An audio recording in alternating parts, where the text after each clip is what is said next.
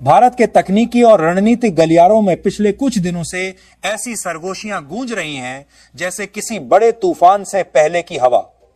एक ऐसा तूफान जो न केवल भारत की डिजिटल दुनिया की तस्वीर बदल देगा बल्कि वैश्विक ताकतों के समीकरण को भी हिलाकर रख देगा। दशकों से हमारी डिजिटल जिंदगी एक अदृश्य चेन से बंधी हुई थी। सुबह उठते ही हम गूगल पर सर्च करते थे, अपनी तस्वीरें और यादें फेसबुक और इंस्टाग्राम पर डालते थे, दोस्तों और परिवार से जुड़ने के लिए व्हाट्सएप का सहारा लेते थे और दुनिया की खबरें ट्विटर से पाते थे। लेकिन इन सभी प्लेटफॉर्म्स की असली कमान कहां थी? हजारों किलोमीटर दूर अमेरिका के हाईटेक सर्वर रूम्स में। वहां हमारी हर क्लिक, हर मैसेज, हर पसंद नापसंद, हर पल के डेटा को स्टोर किया जाता था, विश्लेषण किया जाता था और कई बार उसका इस्तेमाल हमारी जानकारी के बिना हमारे खिलाफ भी होता था। यह सिलिकॉन वैली का वो साम्राज्य था जिसकी अदृश्य बेड़ियां हर इंटरनेट यूजर के हाथ पांव में बंधी थी। लेकिन अब भारत ने फैसला कर लिया है कि इन बेड़ियों को तोड़ना ही होगा और यह फैसला इतना बड़ा है कि इसे एक तकनीकी कदम कह देना, इसके महत्व को कम आंकना होगा। यह एक डिजिटल युद्ध का शुरुआती वार है जो आने वाले सालों में पूरी दुनिया की पावर मैप को बदल सकता है। सूत्रों से जो जानकारी लीक हुई है वो साफ बताती है कि भारत अब सिर्फ विकल्प नहीं बना रहा बल्कि एक पूरी तरह स्वदेशी आत्मनिर्भर डिजिटल इकोसिस्टम की नींव रख रहा है। इसमें सर्च इंजन से लेकर सोशल मीडिया, मैसेजिंग ऐप से लेकर क्लाउड स्टोरेज तक हर चीज भारतीय नियंत्रण में होगी। इसका मतलब यह है कि आने वाले वक्त में भारत के नागरिकों का डेटा भारत के अंदर ही रहेगा और किसी विदेशी ताकत के हाथों में नहीं जाएगा। इस डिजिटल क्रांति के केंद्र में है एक नाम, कॉमेट। यह सिर्फ एक सर्च इंजन नहीं बल्कि भारत का डिजिटल ब्रह्मास्त्र है। इसे गूगल का विकल्प कहना भी कम होगा क्योंकि कॉमेट को इस तरह डिजाइन किया गया है कि यह भारत के लोगों के लिए भारत की जरूरतों के हिसाब से काम करे। जहां गूगल के सर्वर अमेरिका में होते हैं, वहीं कॉमेट के सारे सर्वर भारत की धरती पर होंगे। और सबसे खास बात, कॉमेट पूरी तरह आर्टिफिशियल इंटेलिजेंस से लैस होगा जो न केवल आपकी सर्च को तेजी और सटीकता से प्रोसेस करेगा बल्कि आपकी भाषा, आपके अंदाजा और आपकी जरूरत को भी समझेगा। भारत के लोग अब अपनी मातृभाषा में सर्च कर पाएंगे और जवाब भी उसी भाषा में मिलेगा, चाहे वह हिंदी हो, तमिल हो, बंगाली, पंजाबी, उर्दू, मराठी या कोई और। अब जरा सोचिए, अगर आप किसी चीज के बारे में जानना चाहते हैं तो आपको ना तो अंग्रेजी में टाइप करने की जरूरत होगी और ना ही किसी विदेशी सर्वर से गुजरना पड़ेगा। आप बस अपनी भाषा में बोलेंगे दिल्ली का मौसम और कॉमेट आपको तुरंत ऑडियो के जरिए आपकी भाषा में जवाब देगा। और सबसे बड़ी बात, यह जवाब और यह डेटा सिर्फ आपके और कॉमेट के बीच रहेगा। न कोई तीसरा पक्ष, न कोई विदेशी एजेंसी, न कोई छुपा हुआ एल्गोरिथम। दोस्तों, यह कदम ऐसे वक्त पर आया है जब अमेरिका ने भारत पर 50% तक का टैरिफ लगाकर यह सोच लिया था कि वह हमें आर्थिक दबाव में डाल देगा। वॉशिंगटन के थिंक टैंकों को लगा कि भारत झुक जाएगा, लेकिन दिल्ली की गलियों में कुछ और ही खेल चल रहा था। प्रधानमंत्री कार्यालय और साउथ ब्लॉक में रात दिन बंद कमरों में बैठकों का दौर शुरू हुआ। फाइलें सिर्फ नीतियों की नहीं बल्कि एक नए आर्थिक और भू रणनीतिक खेल की पटकथा लिख रही थी। भारत ने डॉलर केंद्रित व्यापार व्यवस्था से दूरी बनानी शुरू कर दी। तेल, गैस, रक्षा उपकरण और तकनीक की खरीद में स्थानीय मुद्राओं और वैकल्पिक पेमेंट चैनलों का इस्तेमाल बढ़ा दिया गया। रूस, ब्राजील, दक्षिण अफ्रीका और कुछ यूरोपीय देशों के साथ भारत ने ऐसे समझौते किए जिनमें अमेरिकी डॉलर को पूरी तरह बायपास कर दिया गया। यह कदम अमेरिका के लिए किसी सीधे हमले से कम नहीं था क्योंकि डॉलर ही उसकी असली ताकत की रीढ़ था। और अब इस आर्थिक जवाब के बाद भारत ने डिजिटल मोर्चे पर भी अपनी चाल चल दी है।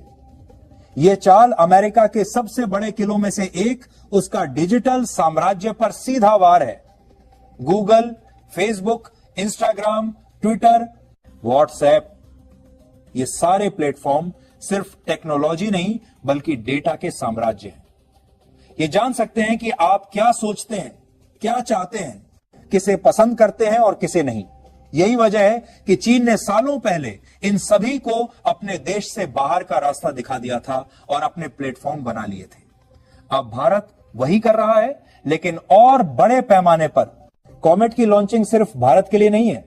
भारत इसे शुरुआती दौर में 32 देशों में लॉन्च करेगा, जिसमें एशिया, अफ्रीका, अरब और ऑस्ट्रेलिया के कुछ देश शामिल होंगे और धीरे धीरे इसे पूरी दुनिया में फैलाया जाएगा। यह कदम अमेरिका के लिए किसी डिजिटल सुनामी से कम नहीं, क्योंकि भारत में ही गूगल, इंस्टाग्राम, व्हाट्सएप और ट्विटर के सबसे ज्यादा यूजर्स हैं। अगर भारत अपने यूजर्स को कॉमेट और अन्य स्वदेशी सोशल मीडिया प्लेटफॉर्म्स पर ले आता है तो अमेरिका की अरबों डॉलर की कमाई बंद हो जाएगी। लेकिन कॉमेट सिर्फ एक सर्च इंजन नहीं, बल्कि एक डिजिटल इकोसिस्टम है।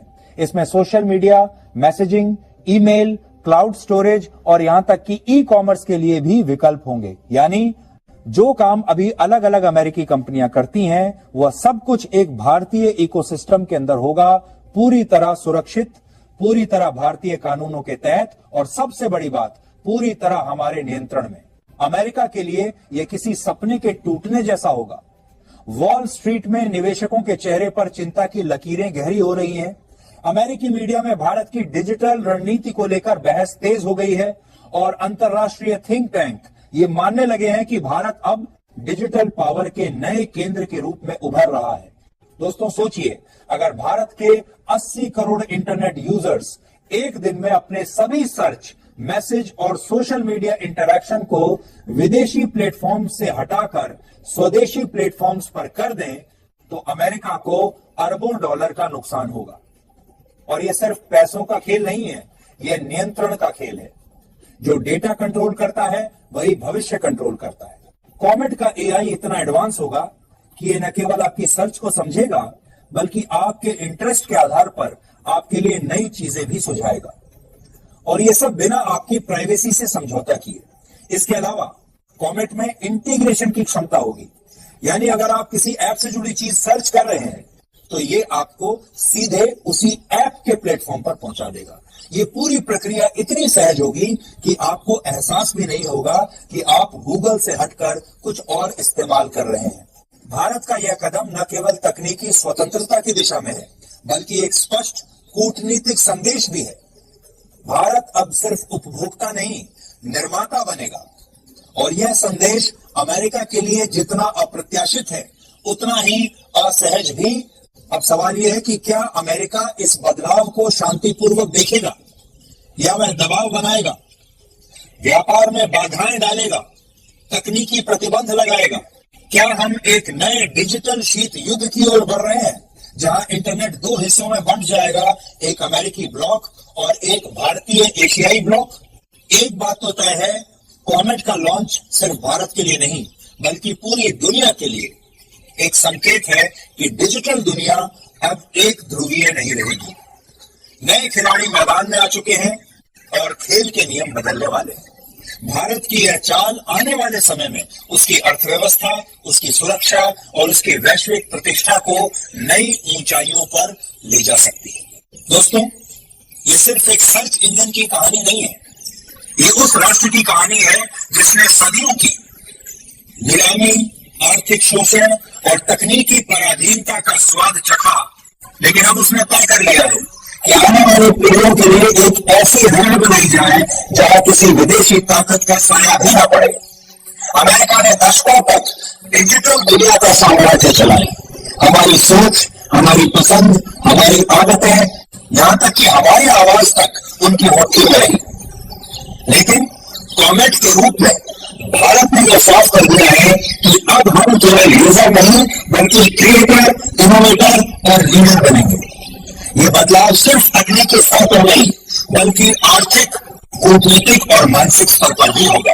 कॉमेट की शुरुआत उस चिंगारी की तरह है जो धीरे धीरे पूरे डिजिटल आकाश को रोशन करेगी। जब भारत अपने social media, messaging apps, payment system और नेविगेशन तकनीक में पूरी तरह स्वदेशी होगा, तब हमारे डेटा की सुरक्षा, हमारी डिजिटल आजादी और हमारी वैश्विक पहचान सब हमारे हाथ में होगी। कदम न केवल अरबों डॉलर की विदेशी निर्भरता को खत्म करेगा, बल्कि हमारे युवाओं के लिए लाखों रोजगार और स्टार्टअप अवसर भी पैदा करेगा। सिर्फ एक सर्च इंजन की न्यूज न बनाए, वो इतिहास के इस मोड़ को नहीं समझ रहे। आने वाले वर्षों में कोविड और इससे जुड़े स्वदेशी डिजिटल प्रोजेक्ट्स दुनिया के पावर बैलेंस को बदल देंगे। भारत एक उपभोक्ता राष्ट्र से निर्माता राष्ट्र बनेगा और दुनिया को यह एहसास होगा कि डिजिटल साम्राज्य अब सिर्फ एक महाद्वीप के हाथ में नहीं रहेगा। ये सिर्फ भारत का डिजिटल स्वतंत्रता संग्राम नहीं, ये पूरी दुनिया के लिए एक संदेश है।